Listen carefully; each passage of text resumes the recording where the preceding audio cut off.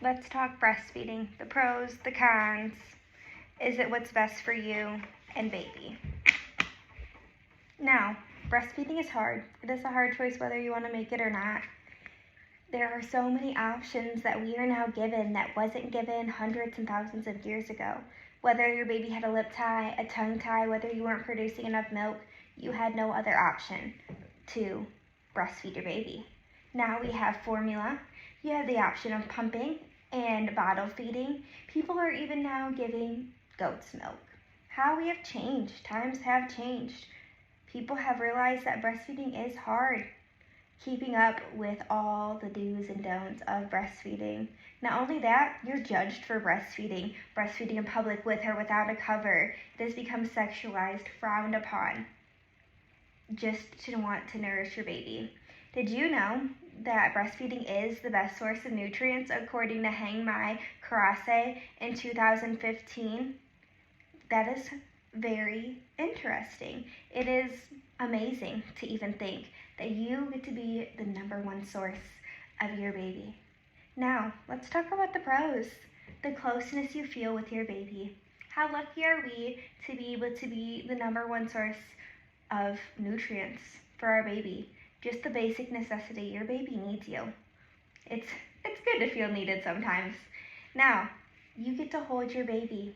Admire each and every feature, every detail of your baby. They grow up really fast. You want to embrace and take in each and every one of those moments.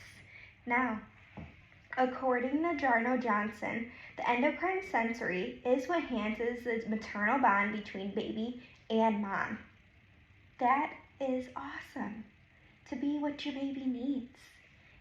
Now, another pro, the nutrients, like we already talked about, to be the best source of nutrients for your baby. Did you know? You are the first line of defense for your baby. Amazing. Antibodies play a dominant role in the neonatal mucosal system. That's the first line of defense, according to Caroline Ado in 2021. Again, to give your baby everything that it needs to ward off sickness. Awesome. Now, let's talk about soaps and lotions. Did you know you can make all of these with your breast milk? How awesome to be able to cure sorenesses and rashes and eczema. My son, he has eczema, and I have first started my first batch of lotion using beeswax, coconut oil, and some essential oil, and a few molds to make the soaps in. Now, he is 5 years old. I get to use the breast milk that I have made for my 2-month-old daughter to help my son in the long run. How cool! And I still get to use it for her as well, and all the other kids. Now, would they be a little offended if I told him it was breast milk? My 10-year-old at that. He'd be a little weirded out, but he'd have really good skin. So, that is awesome. Now, the pro development of the IQ.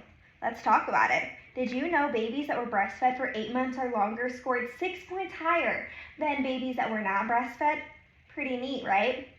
To be able to, to give your baby the absolute best future when they're just 2 months old. The cons. There is a lot of cons. But can they really outweigh the bad? Because some of them, let's say, they're a little tedious, but it is all up to you and your mental health. Now let's talk about calories and snacking. Your new postpartum body, you would think you want to cut back on those calories because, well, we all want to get back to where we were before. But according to my lactation consultant, you personally need to take in 1,600 calories just for you, just for mama. And then your baby takes another 500 calories from you. And then on top of that, you were burning 500 through 800 calories. So that's about 3,000 calories a day you need to take in, all while doing the many other things that you do. Let's talk hydration. You need to be taking in about 128 ounces. That's a lot. This is a lot of extra things you need to do in your day-to-day life. On top of being a mom, I'm a mother of 6, which gets very hectic. There were days when I was even pregnant thinking, oh, I forgot to eat today. Oh, I didn't eat lunch. I was too busy cleaning, cooking, taking care of the kids. With breastfeeding, you can't do that because if you do, you lose your supply, which adds stress. It's not a fun time. I've been there, done that. Let's talk about pumping. That is a time-consuming job if that is the route you choose to go as far as breastfeeding. And even if you do only choose to nurse your baby, you still have to pump sometimes. There are times your baby doesn't need both breasts to breastfeed, so you have to pump the other one. Let's talk about how much you should be pumping. You are supposed to be pumping every 2 hours. Every 2 hours. That is a lot. Even when baby is fast asleep, guess what?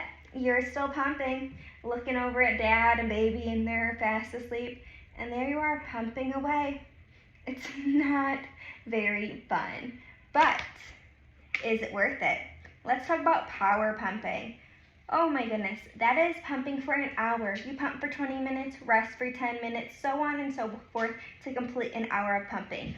Now, imagine being hooked up to these all day long with, might I add, all these cords. You need all these cords to be hooked up to breastfeeding. Imagine just sitting there for an hour being stuck. Can't get any housework done, kids are screaming, baby might start fussing, and you're stuck there in order to pump to provide for your baby. It's stressful. Now let's talk about the health issues. You can get a clogged duct or mastis. Now let's start with a clogged duct. A clogged duct is milk that hardened in your breast and is not able to come out through the nipple. Now, it hurts. You're sore, you're tender. You're trying every single way to get this clogged duct out. Again, stressful. And then, there we go again. Losing your milk supply because of the clogged duct. It's hard. And now let's talk about mastis, which is caused by the clogged duct, the untreated clogged duct, which causes an infection, which completely puts a halt to your breastfeeding journey. Stress, another stressful indicator of how breastfeeding is. You have to take antibiotics. You will need to be treated by a medical professional before you can continue to breastfeed your baby. Let's talk about the pros and cons of formula. Formula, you're paying for what you get. You have to pay more for higher quality breast milk.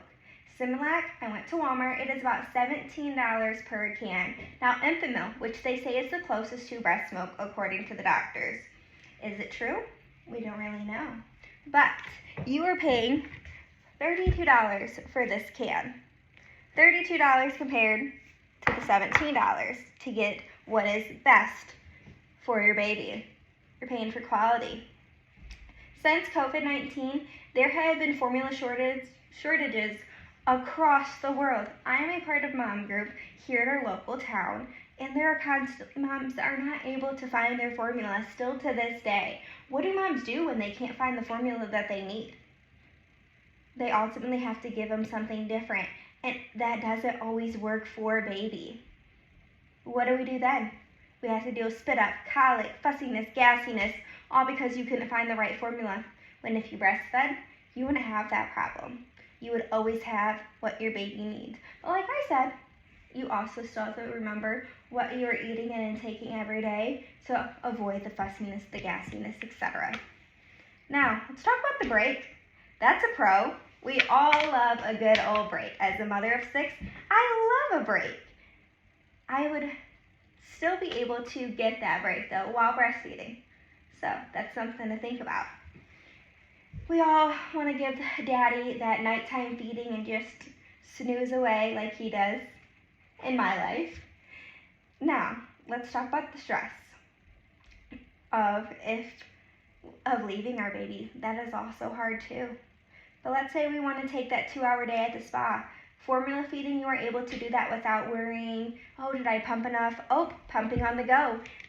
That's another topic. It is hard to be pumping while you're gone for an extended day time. You still have to pump every 2 hours. If not, you will get an engorged breast, which will lead to a clogged duct or mastis.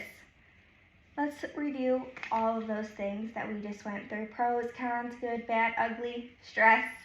At the end of the day, breastfeeding is up to you. Formula feeding, pumping, and then bottle feeding.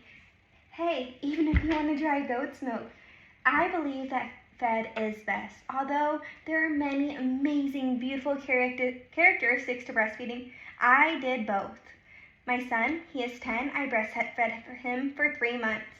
My 2 daughters, never breastfed him, formula fed. It was hard. Either way, it's hard. But you get to do what's best for your baby. But when you make the choice, think about all the pros and cons and make the best decision for you and your family. That is all. Thank you.